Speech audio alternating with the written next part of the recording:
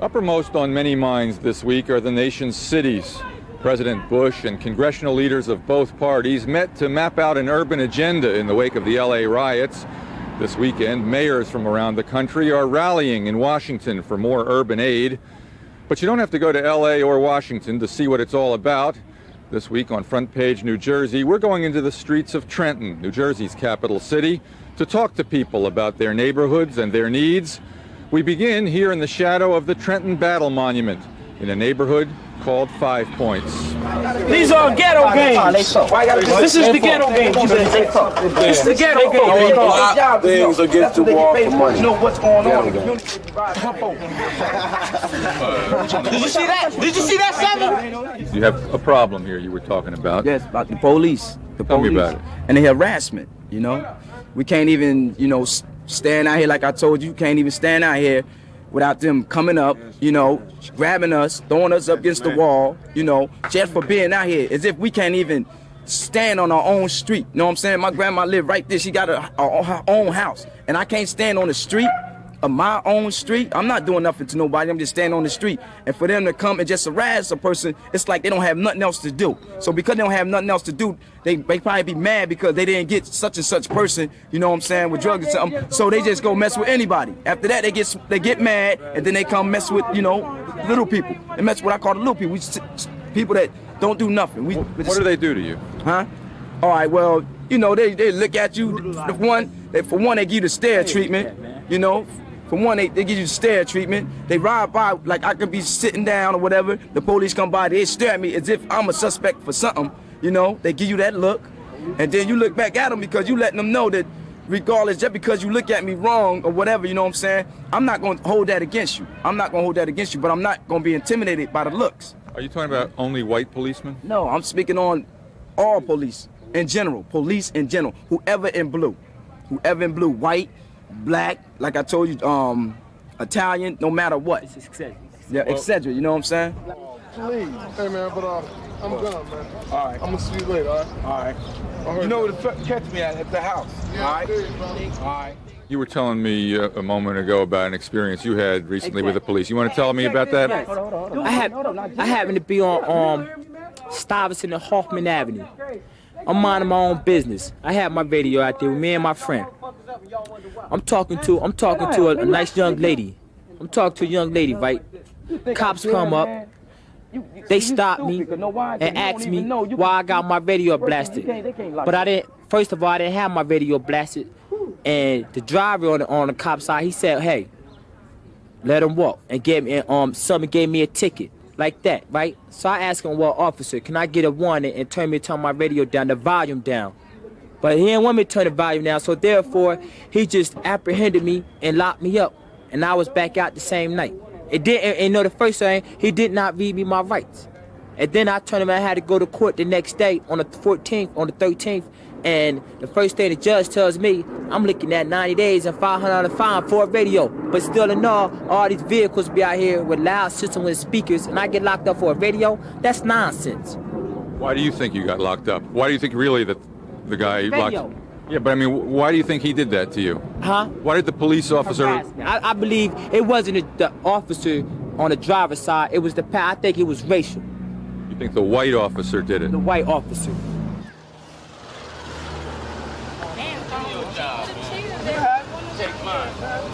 Where y'all at? She trying to get her shit.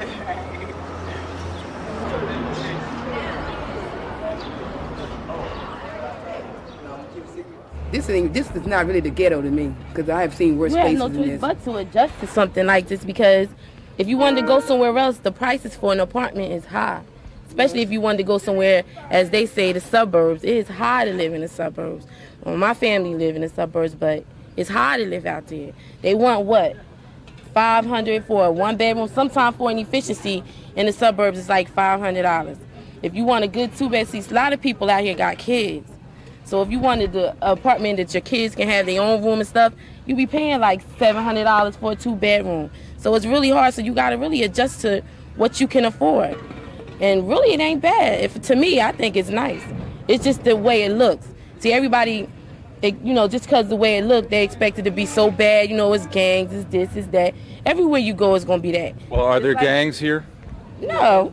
No. No, it's that's it. Just about the drug stuff. That's about it. But everywhere you go, reason why they don't say it in the white community is because don't nobody go out there to try to find it. You know what it is? The white people come out here to get their drugs, then they go back. Yeah, they go home. They don't get their drugs. That's Right. right. About it. The white people come out here to get their drugs, then they go back to their suburbs. Like That's that. it. So if they had a problem like that out there, it'd be the same thing. Right. They just don't. They smart in their head. See, they know how to go like come They don't out here. take you home. Yeah, they Right. see.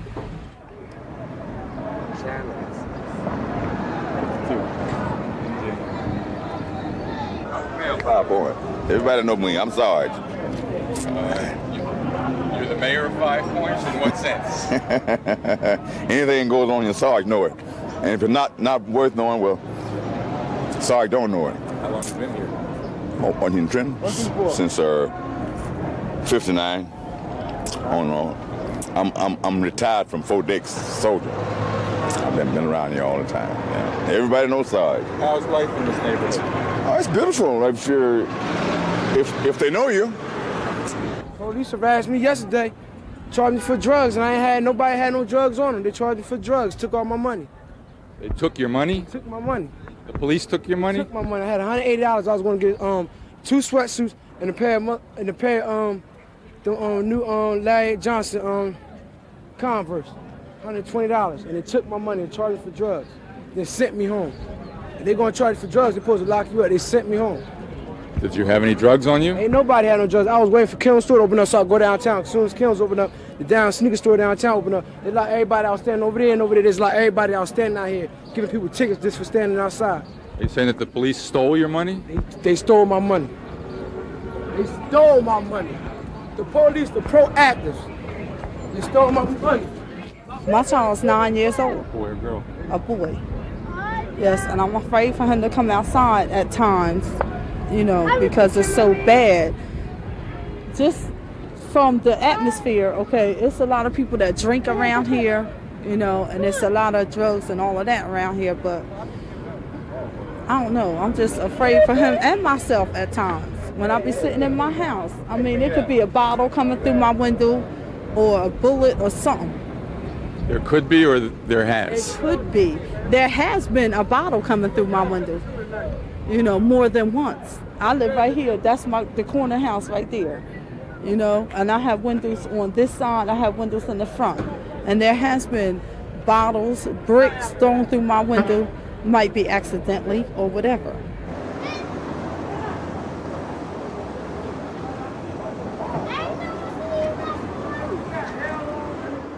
I got something to say about these Koreans, man. Coming in our neighborhoods, make this public, right? They come in our neighborhoods, right? And no, they don't mean the people of us no good. And when I say the people of us, you know what I'm talking about, because it's obvious who I am. You're saying that Koreans have come into this neighborhood? Every black neighborhood, not just this one, right? Denise, you got a quarter? Let me ask you a question, Mr. Mike Holder. I need $2. What race are you? White, Jewish. How many Korean stores in your neighborhood? None that I can think of, although I know that there are a lot of Korean stores in New York. Let me ask you a question. Are you going to air this? Air this, right? Yes. And you tell them, right? Let the world know. I'll tell them through your airing if you're going to air it. You tell them that, I'm going to say this, man, don't nobody need them people in our, because they don't, you know what? They're scared to touch our hands when they give us our change. The money this man makes here is incredible, okay? Why? Because we don't have our own stores, right? Not yet, right? We like them. The point about Bush and everything, everybody wanted, he trying to say, hey, I'm going to do this for the people. Vote for me. I'm going to do this. I'm going to get everybody straight. And instead, we worried about what's overseas instead of worrying about our own problems. Our second neighborhood was the 100 block of Walnut Street, which turned out to be a drug hotspot. And there's too much drugs out here. They need to stop all this shit.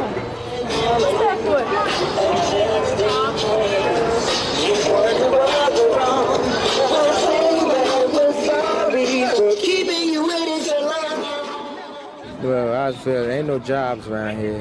Every time you go somewhere, you be qualified, but they don't hire you or nothing. They give you the same story, like we accept them, but we not hiring. So you got to keep going on. So the way you got to live is you got to do what you got to do.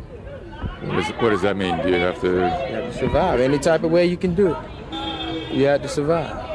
You have to commit crimes to survive? No, you ain't got to commit crimes. It all depends on how you look at it. Right or wrong. You have to deal drugs, a victimless crime, or? No victimless crime. Any type of way you can hustle. Doing side jobs, whatever. You say there are no jobs. Are people looking for jobs? Yeah, people look, but they get the same story every time.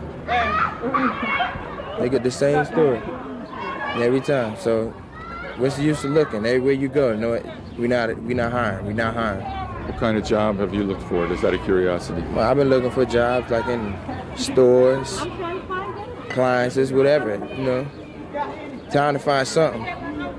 Landscaping, whatever. And everywhere you go, they tell you the same story. Not hiring. Not hiring. It's not that they're discriminating against you. They're not discriminating or nothing. They're accepting the applications, but they're not hiring. And then when you call back up, they say, well, since we already filled that position, so you get the same story. You put applications in, and nothing. So what do you do all day? Sit around and do what I gotta do. Provide for my family. You have a family? I got 2 sons. How old? 1, around 2 weeks and a couple days. A newborn? Yeah. And how are they doing? They're doing all right. You living with them? No, I'm not. Not at the time. Would you like to be? Yeah, I would like to be. But that's life.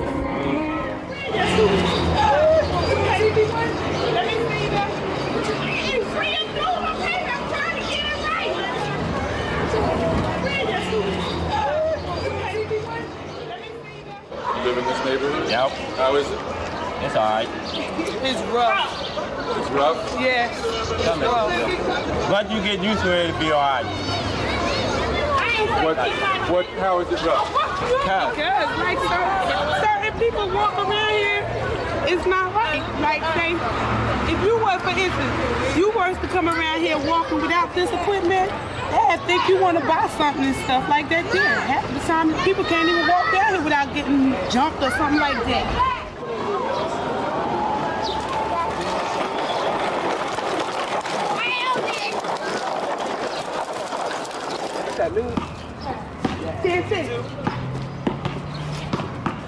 Where your mom do? She found she getting married Saturday. Who is she married? Butler. I know we'll be fighting around here and all that. It's bad, drugs and all that around here. It's terrible. That's all I got to say. We need more recreation centers for the children to play in. We need to get the cracks off the street, for one thing. Get the cracks? The crack. The crack cocaine off the street. That's what's bringing a lot of us people down. And they need more jobs for the people, you know, something that they can feel proud about doing every day, you know, instead of being out on the streets. And we need more houses for our community. And the street, they need training centers, really. They need to be trained because a lot of people don't go to school anymore. So they need something, you know, to help. Schools are supposed to be the training centers. Supposed to be. I don't know. We need something to help us. That's all I know. We need help. That's all. But they can't help. Y'all can't help us unless they help themselves, really. You know, and they don't look like they want to put any effort into that, you know. Well, tell me about you. Do you work? No, I don't work. I'm on welfare. But I take care of my kids and I take care of my home, what I'm supposed to do. You say there's so many drugs around here. Maybe the police feel that they need to crack down a little bit here in order to get the drugs out. Yeah, that's true in a way. But they don't need to beat people down and Like stuff. that. They be beating people down. Shit, they be doing wrong and stuff. Don't need to do all that to these black people out here.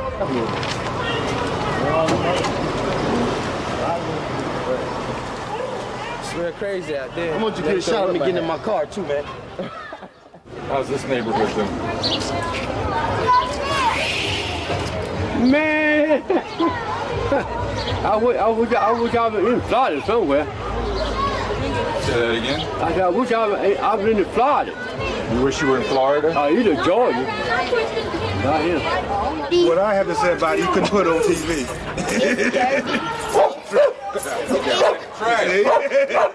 Come on, sit down.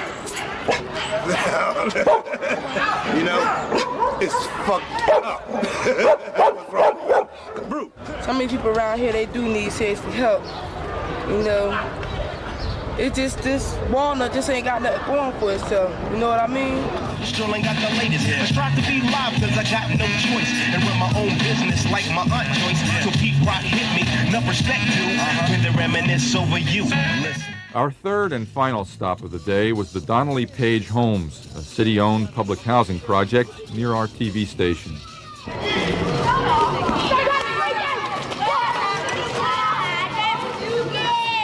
Put that on there. You put 6 holes. So you don't know what the fuck going on, just finish product to the month. They ain't doing no He got it on now. Life here is okay. It's what you make it. That's the main thing, is what you make it. You're the type of person out there into doing things, you know, you living like that. But if you're living comfortably, there's no problem here. You're saying it has to do with the upbringing. Right, exactly. It has to do with the upbringing. Because me myself, I have 2 stepdaughters and I have custody of my nephews. All 4 on honor roll. I have a couple cousins that's on honor roll. Here's one standing next to me. I have a friend whose daughter is also an honor roll student. You know, it's not the environment itself, it's just the upbringing, you know, and you can't classify everybody for something somebody else does. He bust the window. No, he pulled out that machete down there. What it was, I was on the traffic right there, and he said we some dumb motherfucking assholes. So we followed him in there, and he got out the truck with that machete. While we were there, an incident took place. No, I'd like to sign a complaint on him. He pulled a gun out of him. He pulled a gun out. This red Jeep had its window smashed by a machete. In return, several guys bashed the windows of this car. I was coming home, and they stopped at the middle of the road. There are two cars stopped at the middle of the road, right, buying drugs. Yeah. I blow my horn. You blew your horn. They don't get away. Was he driving one of the cars? Yeah, he was driving one of the cars. Was he a He passenger? don't know what he's talking about. Hey, I'm gonna tell you. Here's get out to interrupt. All right, we gave you a chance to interrupt you, and you're interrupting him now, okay? All right, you okay? When they moved away, I passed. When I passed, came behind me. All right, they followed you in here? Yeah, they followed me here. All right, you parked your car, then what happened? The 2 of them came to my car. Were you in the car when they were doing all this? Yeah, when they were doing all right, then shit. go ahead, keep going. So when I get up, I pick up my knife. When I pick up my knife, they started hitting me with all these stuff. You had your knife in the car? Yeah, then I ran away. So you got out of the car and you had your knife in your hand, right? Yeah, I ran away. Why'd you have your knife? You were afraid? Yeah, I was afraid. Were they kicking you or punching you? I said they all punching me. I said. Do you have any injuries where you were kicked or punched? Somebody died. Yeah. So what'd they do? They chased you over there to that to your? Is that where you live? Yeah. All right. So he used one of the sticks to break out your windows and hit you with one. Yeah. He's one of. All right. Relax, bud. All right. Just ask anybody out here. Anybody, did I pick up a stick? Anybody out here? Relax, bud. So that's the civilized way to handle an argument, right? I ain't do nothing. That's though. the intelligent, rational, civilized way to handle a verbal argument. That's not. But I ain't do nothing. He bust my window out for no reason. We was just exchanging words. We don't want this trouble we have in Trenton. We don't want that LA stuff here in Trenton. We want to live at a decent, respectful, get along with everybody. And I was in Martin Luther King racial stuff back, I don't know, you remember or not, in the 60s. And we went through something that time, and we don't want it this time. And how is it here? Good, good. It's very good. We get along with we deal with the Koreans over there, don't we? Yeah. We go shopping in the store. Yeah. We find they're nice people, but there's one over there do run behind you when you're shopping. What's that little short one? Yeah. Not Kim, the other one. His little short, he got wear a green shirt, the ugly one. He do. He run behind you, see what you gonna pick up.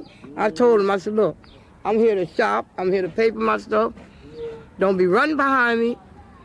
I don't steal, never did, and I will not now. It's an everyday crisis situation. People living here, whether they are on welfare or whether they work or whatever, the dollars don't fit their family, and not only here, living here is a deplorable condition. I'm surprised that the administration for public housing has allowed this type of detriment to happen for people. Many of us have tried to fix up our insides of our housing, but it just does not meet what we want to do. We spend a lot of money and we're not getting nothing back for it. I'm sure that the administration, if this was in a predominantly white, high society, this would not be happening. You know, what we see here, living here, is we're helpless. We're helpless even though we can help ourselves. The administration makes it look like we can't help ourselves. When I see how public housing is today as to what it used to be, but going back even in 1970, it was nice up here. There were benches that people can sit on over there in the high rise. Senior citizens didn't have to be afraid to come out. Now, drug fatality, high crime. Better not. It's all because of the fact that we are enclosed. We cannot come and to and from, have nice cars. We can't do none of that. Because you don't have enough money? No, because you don't have the adequate funds of security. Look at our children. This is a 535 multi-dwelling. I would say a good 75% houses children's. House children here.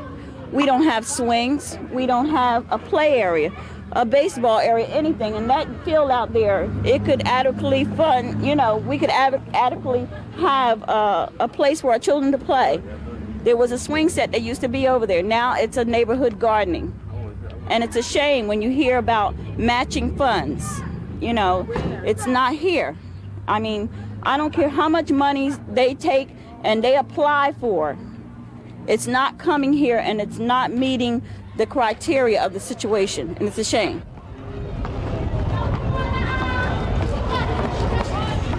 My cameraman on this shoot grew up in this project. We're going to trade places right now, and we're going to hear from Joe Macklin. Step out here, Joe. So, Joe, how has this place changed since you grew up here, and when were you here? Well, I was here, I guess I left out of here about 1980, when I got out of school. You lived here how long? 14 years.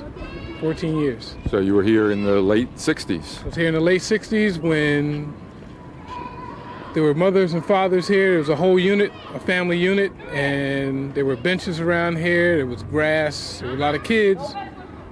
But it was a family unit around here, and there was a lot of respect, and the kids were in at a certain time. And to see it now is it's like a 180. It's completely changed, and gone downhill. It's going downhill to a great degree. I just saw a friend of mine. We both grew up together. He was a police officer. He was over there with the guys, talking about the incident. And I was speaking with him one time when he was off, and he said the same thing. It was like 180. I mean, I live right behind. Behind me is my building, 128, where I grew up, 3rd floor. It's a complete change. Complete change. How does it make you feel? It makes me feel like things have stagnated. There was some movement as far as African American people moving. I myself have grown up and gotten out of it, but I come back and we've interviewed some people who are still here. I mean, and that's been years ago. So, I mean, sometimes it makes you wonder, And what does this place need, Joe? This place needs a lot of mothers and a lot of fathers, especially fathers, watching over the kids. And until we get that, nothing else is going to really work here. You need that balance. You got to have that balance. You can bring all the money you want in here, but until you have that family infusion and you have that mother and father in here helping both ways to balance it out, money's not going to do a thing. Yes. More patrol, police patrol. Right. That's what we really need. Police patrol at night. Night patrol. Night patrol. Yeah. Because you can't sleep. What's going on? Blast the radios. They be riding all night. Skidding tires, blowing horn, playing that loud music. You gotta play loud music. You need more police. Police, yes, in this section. We have a newly tenant organization. They don't meet the criteria of the people. I understand from what I've understood that there are people on the board that can't read, can't write. I don't know how true that is. I was going to run it one time and I decided not to. Actually, I got started with trying to get people joined together and trying to clean up the area, try to do things to help themselves and show the administration, show public housing, show Jack Kemp from Washington, D.C., that we are a body of people and that we are willing to do for ourselves, give us the dollars and let us be able to economically say, this is what we want, this is what we need to make a change. That hasn't come. I think the three words we heard today that stand out the most are jobs, drugs, and police. The latter from people who like them and people who don't. That's it for this week. Next week, we'll be back in the studio with more pundits and experts. This week, it was the people's turn. Right, gang? Yes! I'm Michael Aaron for Front Page New Jersey.